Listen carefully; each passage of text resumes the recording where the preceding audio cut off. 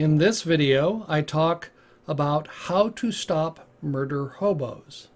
Welcome to my channel. I focus on tabletop role-playing games, video games, and science fiction. First, a little bit of background. I don't like the term murder hobo. I think it's a pejorative that is applied to characters by people who are, I think, a little bit self-righteous. Oh, that we don't want people doing that. And I go, okay, but I understand they don't want their players to go down the road of every village you run into, let's go in and kill everyone. Okay, so how do you stop that? And so this is sort of a discussion about how I would stop it if I wanted to. And it's only if you want to. And it's you don't really need to change any rules. Everything is actually in the 5th edition rules to stop it. But you just have to think about it. It's not explicitly in there. So one of the things that goes on as you're going through combat, your characters have some wear and tear on their equipment. And the magic user starts running out of components, or the cleric, things like that.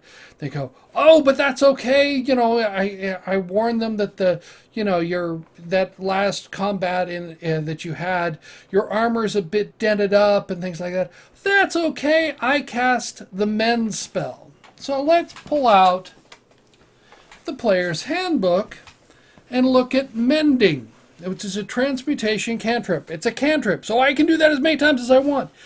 Yeah, but then we look at the components, and it's got verbal, somatic, and material.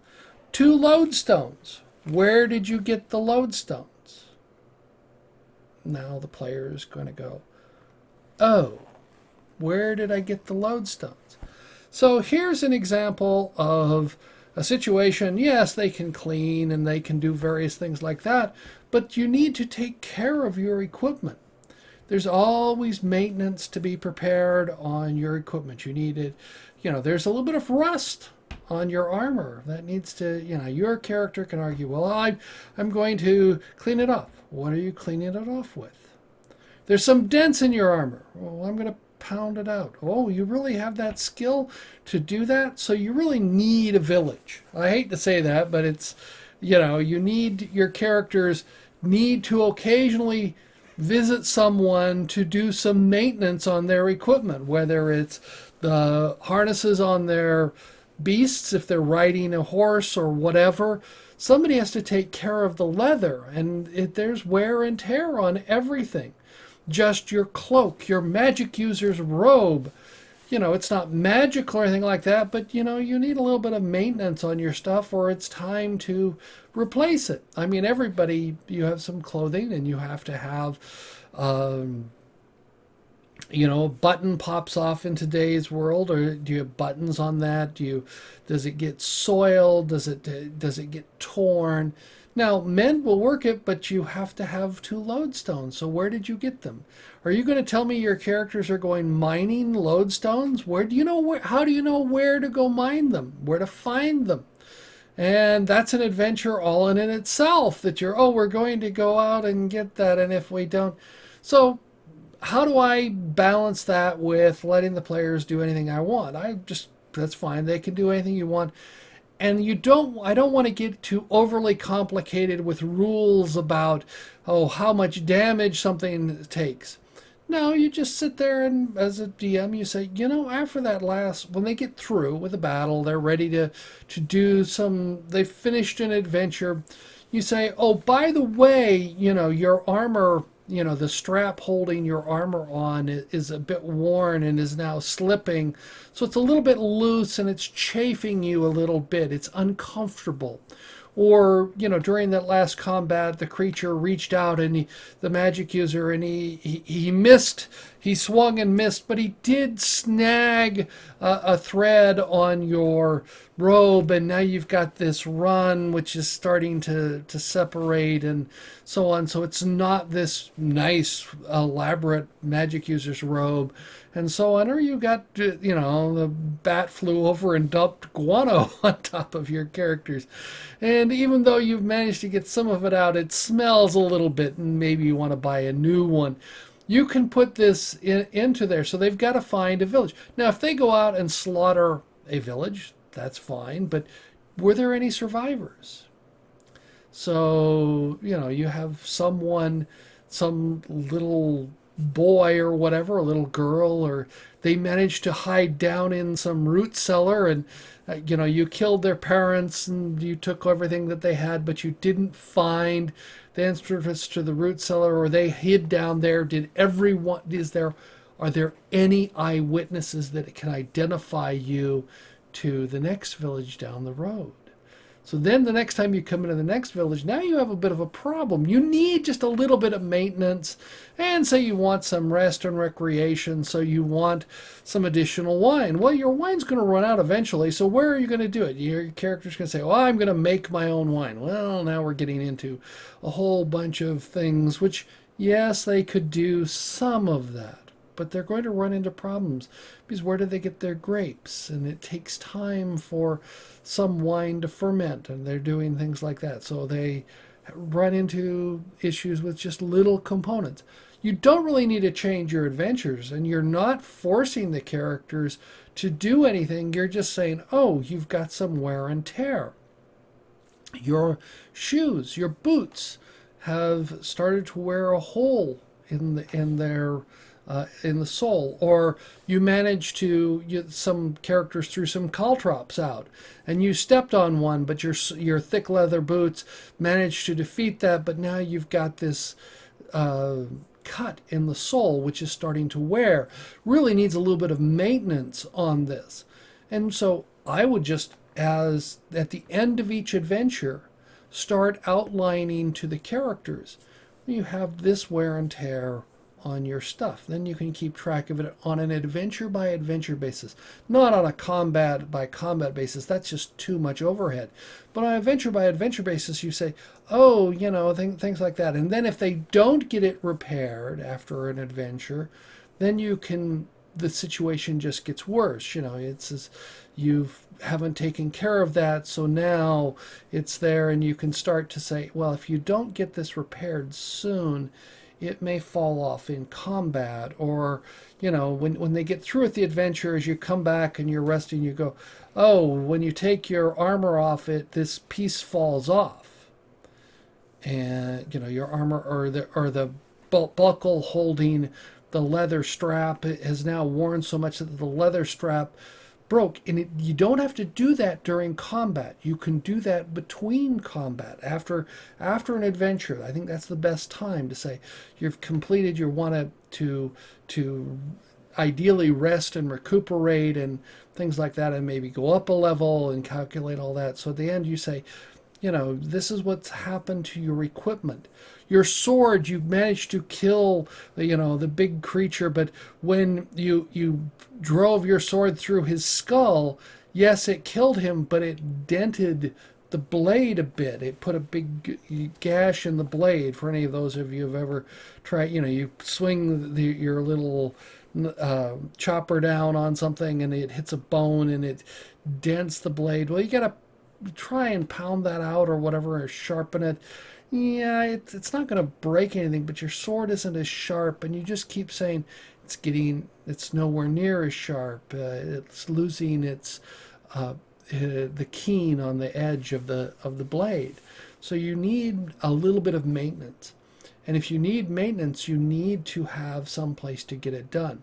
Now, as characters get higher level, you go, oh, well, I'm going to hire my own blacksmith. I'm going to hire my own sage and my own apothecary, somebody to go out and gather the equipment, the stuff for me, because I'm a high level character and I've got the money to do this. But you have to remember, they will follow the patterns of their master. That's the easiest way to say that. So what happens is that if you went out and were just slaughtering villages and so on, that your henchmen are going to follow your pattern. So you tell your blacksmith, oh, well, fix up my extra suit of armor. This one's a little worn. I'm going to put another suit on when I get back. But your blacksmith needs, something. So he's going to go to the nearest town, and he's now going to either steal or intimidate or murder someone for his equipment. Now then it gets harder for him to keep getting it, and you may have this problem that now your henchmen and whatever are they've caused enough traffic that they're coming after them. They might be too afraid of your character. He's so high level, they know they can't off your character. He's invulnerable to, the angry villager rule, as it's called. But your henchmen aren't. And you need, you need your blacksmith. You need your cook. You need all these people, the seamstress that you've hired to take care of your clothing. They are, if they're as evil as your characters are, well, and why wouldn't they be? Why would they be good? They would follow their master's lead. That they're not immune because they're not that high level. They may be fairly low level, but they are just going to emulate the person that they're hired by, or their person who's paying them. They may emulate that. They may be worse in even other ways. So you don't want to get too out there. That's a way to stop it. The other approach, which I prefer, is just to embrace it and say, okay, your character's killed the village. What are you going to do with the next village? You're going to come in and you're going to take over. There was the wonderful scene in Game of Thrones where the Hound and Arya, I think is her name, walk into the one tavern, and he's talking about, I want a chicken, and they're talking about trading off and selling the girl. It's an interesting scene because they've come in, the forces of the Lannisters have come in and taken over the tavern and are having their way with anything, which they can do because there's no forces against them. But you always have this problem that if you do that, people are not going to be very kindly to you. They're not going to support you. That's a problem with an occupying army. When an army comes in and takes over someplace, they may welcome you as initial liberators, but then they want you to leave. But it's an interesting challenge with armies, but you have that example is in the Game of Thrones. It was an interesting video where you see her Arya using her sword, the needle, to kill some characters, and it's gives you some ideas about what happens if your characters are too murder hoboish. But like I said, the other approach is just to embrace it and run a truly evil campaign, which is I have had fun with. And I go, the other example is they may be evil, but you can always put something that's a greater evil in there. That was, I believe it was David Drake, and I haven't been able to find the story, but I believe he wrote that a short story about where the characters were homicidal maniacs that at the end they celebrate by pillaging and raping a village, but they're the good guys because the evil that they've just defeated is so much more evil. That's where you introduce some of the strains from the Cthulhu mythos in there. So you can always introduce something that's much more evil than the characters.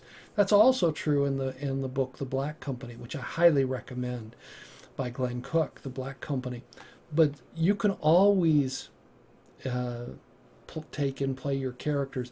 I like to give the characters the option, but I'm just introducing some ideas for you without adding a whole bunch of other rules, to just say, you have to mend this, that your equipment needs some maintenance. So why not just use the rules that mending requires 2 lodestones? Where did you get the lodestones? How many lodestones do you have? How many, the character says I have a bag of lodestones. Well, how many's in there? Let's roll. Okay, you've got 16 lodestones, so you can fix 8. It takes 2 lodestones. You can do mend 8 times. Now you can keep track of that and go, after mending 8 pieces of equipment, you don't have any more lodestones. So how are you going to handle that? And so you put that back on the characters and make them decide what are they going to do to keep up with their upkeep on their equipment. You can just do it. You don't have to make it really an onerous thing that just after every adventure you introduce the requirement to do perhaps some maintenance. It's after action. You need to do the standard maintenance on your equipment. You got to have your horse, make sure he's fed, make sure his hooves are taken care of. If he's thrown a shoe, you can have things like that happen. Oh, and by the way, your horse threw a shoe. Well, you really need that taken care of. I'm not into really I know what throwing a shoe is, but I don't know, and it makes the horse hoof more susceptible to cracking, which can really hurt the horse. But I'm not an expert in that by any stretch of the imagination. I have rode a horse a couple of times in my life, but that's just for fun. But you can introduce these topics into your campaign, and it makes it very difficult for the party to be truly murder hobos if that's what you want to stop. But like I said, the other approach, just embrace it and go with the flow. And that can be a lot of fun, and it's a very dark fantasy. But then I like dark fantasy. So what are your comments? I'd like to hear, what do you think about this approach to stopping murder hobos? Do you want to embrace them and let them just go out and kill anybody and everyone, which can be a wild ride? Or if you want to stop them, have you done anything like this? Say you've got to repair your equipment, you've got to maintain your equipment. How are you repairing your equipment? And you could actually, as part of this, set up a whole underground. Think about this, because just like you hear the Thieves Guild, where do the thieves go? Thieves go to get their equipment repaired, or where do they get their thieves' picks and tools created? So if you played any of the video games, your lockpick breaks or whatever. It's sort of an interesting meme all by itself. But where do your characters get their lockpicks if they break? And people, the blacksmith is not going to be known for forging those type of things, and your characters probably don't have the equipment or the skills to create them, but they need them someplace. So you could have an entire underground economy where, yes, we know you're a murdering psychopath, but where do the murdering psychopaths, where do the members of the Assassins Guild get their stuff? Where do they get their poisons? Because somebody's got to make it. Maybe they make it, but they've still got to get the components and so on. And you can have this underground economy that puts a whole interesting set of intrigue into your adventures. If they want to be that type of murder hobo, you don't have to they can kill a village, but then you can always have the repercussions. Well, that village was providing something to the underground, and we don't want you to do that anymore without some sort of approval. There are always powers that are more powerful than your party. That's the thing you have to remember as a DM. You can always introduce some NPCs that are more powerful than the player characters. So they can always make requirements that they do something or not do something. So give me your comments below. I'd love to hear them and read them, and I'll try and reply to all of them. So thank you for watching my video. I look forward to learning what you think about this video. Let me know in the comments below. I appreciate all your comments. If you like the video, give it a thumbs up. If you don't like the video, give me a thumbs down. I appreciate both forms of feedback. If you're new here and would like to subscribe, you can click on the icon on the left. If you're interested, there's more content on the right.